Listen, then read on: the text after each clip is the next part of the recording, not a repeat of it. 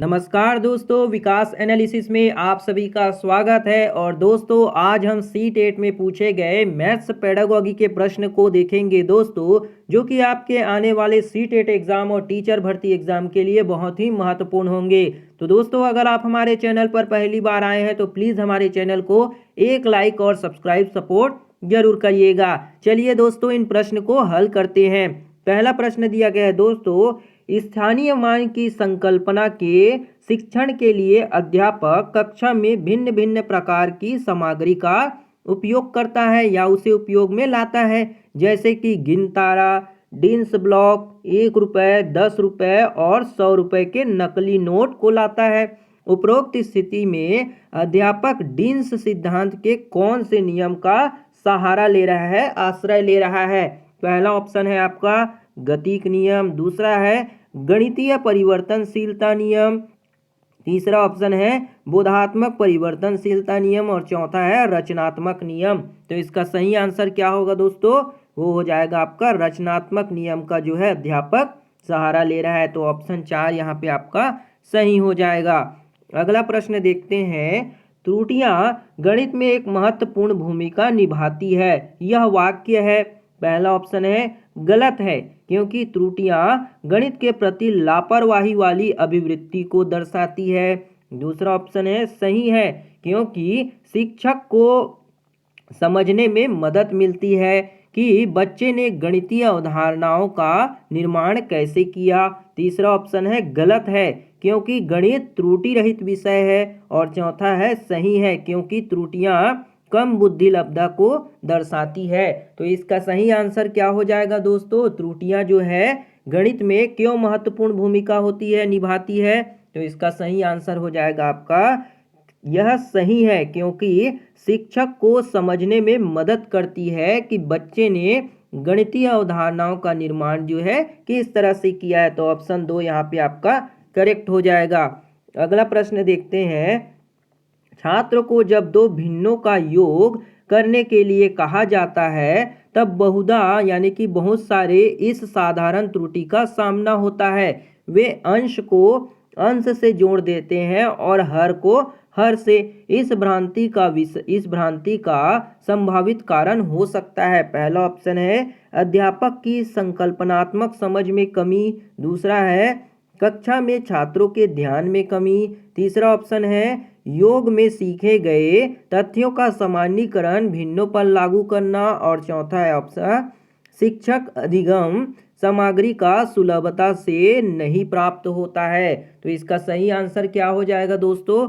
वो हो जाएगा आपका योग में सीखे गए तथ्यों का सामान्यीकरण भिन्नों पर लागू करना, जिसके कारण जो है बच्चे अंश को अंश से जोड़ दे रहे हैं और हर को हर से। यही जो है उनमें भ्रम बना हुआ है। तो ऑप्शन 3 यहाँ पे आपका करेक्ट हो जाएगा।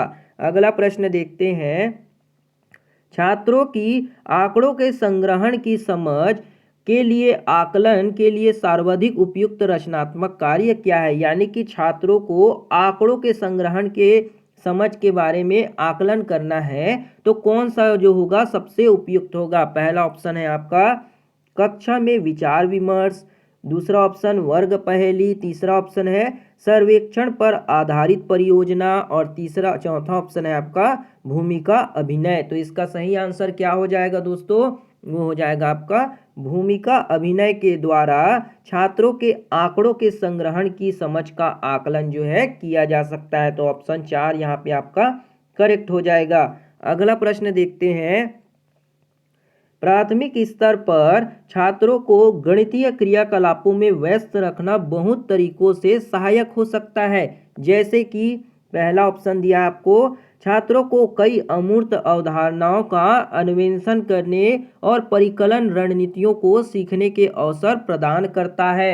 दूसरा ऑप्शन दिया गया है आपका समय सारणी में दिए गए खाली क्लासों में जो खाली क्लास का उपयोग करने में सहायता करता है। तीसरा ऑप्शन है छात्रों को उनकी गणितीय समझ एवं विवेचना को गहन करने में सहायता करता है। और चौथा है आपका संकलित आकलन के उपकरण का कार्य करता है। सही विकल्प का हमें चुनाव करना है। तो कौन सा होगा दोस्तों? प्राथमिक स्तर पर छात्रों को गणितीय क्रियाकलाप में व्यस्त रखने का सबसे सहायक तरीका कौन सा होगा इसमें? तो हो जाएगा आपका छात्रों को कई अमूर्त अवधारणाओं का अन्वेषण करने और परिकलन रणनीतियों को सीखने में अवसर प्रदान करना, ये आपका हो जाएगा। और दूसरा में कहा गया है समय सारणी में दिए गए खाली क्लासों का उपयोग करने में सहायक, तो ये तो नहीं होगा दोस्तों।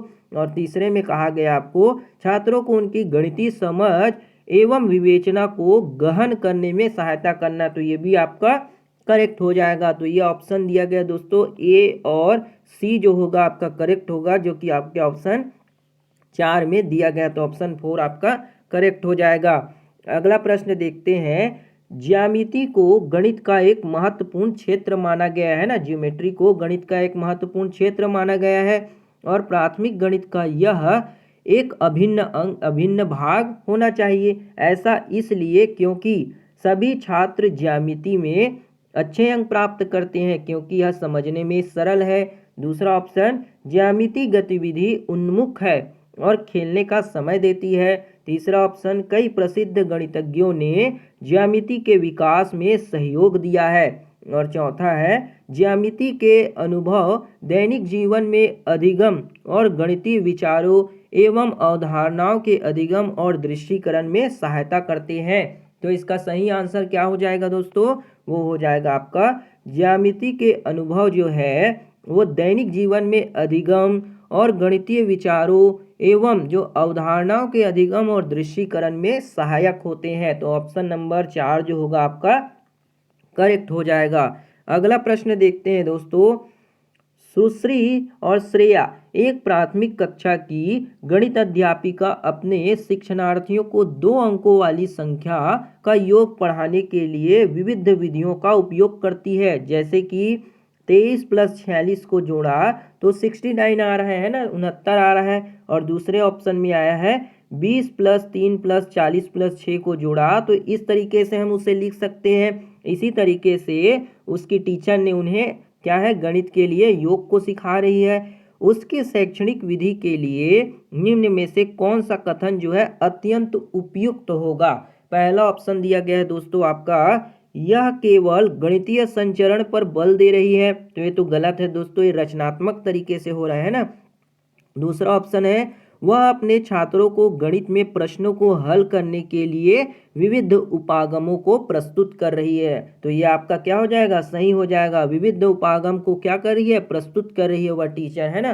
तीसरे में कहा गया है वह बहुविधियों का उपयोग करके छात्रों को भ्रमित कर रही है, तो भ्रमित नहीं कर रही है, वह छात्र को नए नए तरीके से सिखाने की कोशिश कर रही है ना, तो ये तो रॉन्ग हो जाएगा आपका।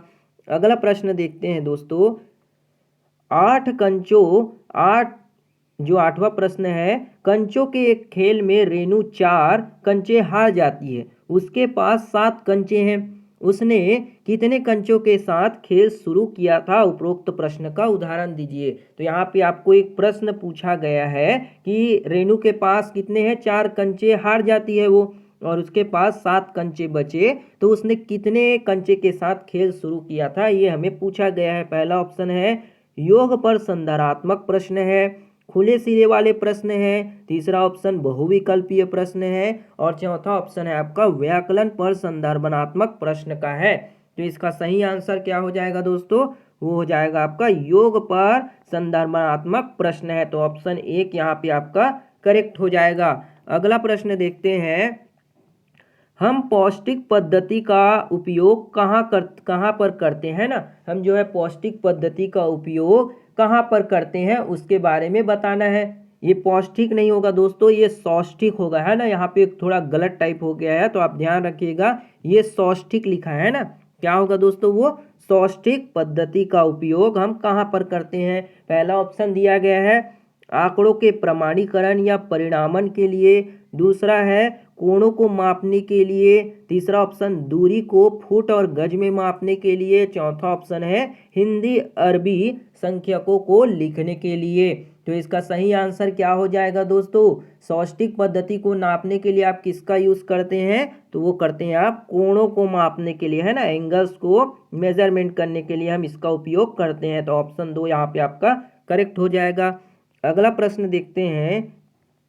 कक्षा 1 और कक्षा 2 में राष्ट्रीय पाठ्यचर्या की रूपरेखा 2005 की दृष्टि से गणित के शिक्षण और अधिगम के लिए निम्नलिखित में से कौन सा सही है? पहला ऑप्शन है कलन विधि और रटांत अधिगम पर जोर देना, ये तो बिल्कुल गलत है दोस्तों, तो ये रॉन्ग हो जाएगा। दूसरा ऑप्शन है कक्षा में केवल मौखिक प्रश्न को ही करवाना चाहिए, कक्षा में बोला जा रहा है केवल मौखिक प्रश्न पर जोर दिया जाना चाहिए, ये भी आपका रॉन्ग है। तीसरा ऑप्शन है गणित को अन्य विषयों जैसे कि भाषा, कला और पर्यावरण अध्ययन आदि के साथ समाकलित किया जाना चाहिए, तो यही जो होगा दोस्तों आपका करेक्ट आंसर हो जाएगा। अगला प्रश्न देखते हैं, रचनावादी कक्षा में दशमलवों के गुणन का परिचय देने के लिए निम्न में से अत्यधिक उपयुक्त कौन सा होगा, है ना, दशमलव के बारे में आपको बताना है। पहला ऑप्शन है दशमलव को प्रदर्शित करने के लिए ग्राफ या ग्रिड का उपयोग करना और उसके बाद दशमलव के गुणन का परिचय देना। दूसरा ऑप्शन है दशमलव को भिन्न में परिवर्तित करना और फिर गुणन करना। तीसरा ऑप्शन है दशमलव को पूर्ण संख्याओं में परिवर्तित करना और फिर गुणन करना। और चौथा ऑप्शन है आपका औपचारिक कलन विधि का उपयोग करके प्रश्न को हल करना और उसके बाद अभ्यास के लिए कार्य पत्रिका देना। तो रचनावादी कक्षा में दोस्तों दशमलव के गुणन के लिए क्या सही होगा इसमें, तो वो हो जाएगा आपका दशमलव को प्रदर्शित करने के लिए ग्रिड या ग्राफ का उपयोग करेंगे तो बच्चे जो है दशमलव में गुणन को अच्छे से समझ पाएंगे, तो ऑप्शन एक यहाँ पे आपका करेक्ट हो जाएगा। अगला प्रश्न देखते हैं, प्रतिशतता की अवधारणा पढ़ाते हुए कक्षा में विषय त्योहारों के मौसम में बिक्री और छूट पर विचार विमर्श प्रारंभ किया गया। कक्षा में इस प्रकार की चर्चा क्या है, यानी कि परसेंटेज के बारे में पढ़ाया जा रहा है दोस्तों, जिसमें त्योहार के मौसम में जो बिक्री और छूट दिया जाता है ना, जो डिस्काउंट दिए जाते हैं उस पर विचार विमर्श करना है। तो पहला ऑप्शन दिया गया है आपको छात्रों में वाद विवाद कौशल को बढ़ाने में सहायक है। दूसरा ऑप्शन है छात्रों को एक दूसरे के विचार सुनने में सहायक होती है और उन्हें अपने तर्क प्रस्तुत करने को प्रोत्साहित करती है, जिससे उनकी वाचन कला में बढ़ोतरी होती है। तीसरा ऑप्शन इससे बचना चाहिए क्योंकि इससे कक्षा में शोर का स्तर में वृद्धि होती है और दूसरों की शांति भंग होती है। चौथा ऑप्शन है छात्रों को कक्षागत गणित और बाहरी दुनिया के गणित में संबंध बनाने में मदद मिलती है, जिससे उनकी संकल्पनात्मक समझ में बढ़ोतरी हो सके। तो इसका सही आंसर क्या हो जाएगा दोस्तों, वो हो जाएगा ऑप्शन नंबर 4, जिसमें कहा गया है छात्रों को कक्षागत में गणित और बाहरी दुनिया के गणित में संबंध बनाने में क्या मिलती है, हेल्प मिलती है, जिससे उनकी संकल्पनात्मक समझ में क्या होगी, वृद्धि हो पाएगी और वो है परसेंटेज का यूज जो है अपने दैनिक जीवन में भी कर पाएंगे। तो ऑप्शन 4 यहाँ पे आपका करेक्ट हो जाएगा। अगला प्रश्न देखते हैं, बच्चों में गणितीय चिंतन के आकलन के लिए निम्न प्रश्नों में से कौन सा अत्यंत उपयुक्त होगा, है ना, गणितीय चिंतन के आकलन करना है तो कौन सा जो होगा उपयुक्त होगा उसे हमें बताना है। पहला ऑप्शन है आपका 4.25 को गुना करना है 0.5 से, यानी कि 0.5 को हल करो। दूसरा है यदि एक फल की कीमत 4.25 रुपये प्रति किलोग्राम है तो आप 0.5 किलोग्राम के लिए कितना खर्च करेंगे। और तीसरा ऑप्शन है यदि 4.25 को 0 से 1 के बीच की किसी संख्या से गुणा किया जाए तो गुणनफल 4.25 से कम या अधिक होगा।